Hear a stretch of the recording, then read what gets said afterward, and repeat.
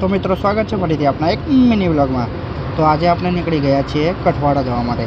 तो आज आपने हता अमदावाद तो आपने कठवाड़ा गाम में इस्कॉन मंदिर आवेलुं छे भगवान श्री कृष्णनुं। तो जईए त्यां। तो चलो तमने दर्शन करी जाए कठवाड़ा इस्कॉन मंदिरना।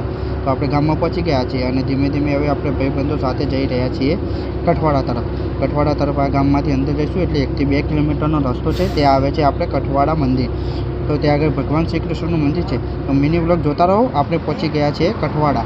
तो आपने तमे सामे जोई रह्या छो ए आवी गयुं छे आपणे कठवाड़ा इस्कॉन टेम्पल। तो चालो हवे आपणे करीए दर्शन अंदर अने जईए अंदर।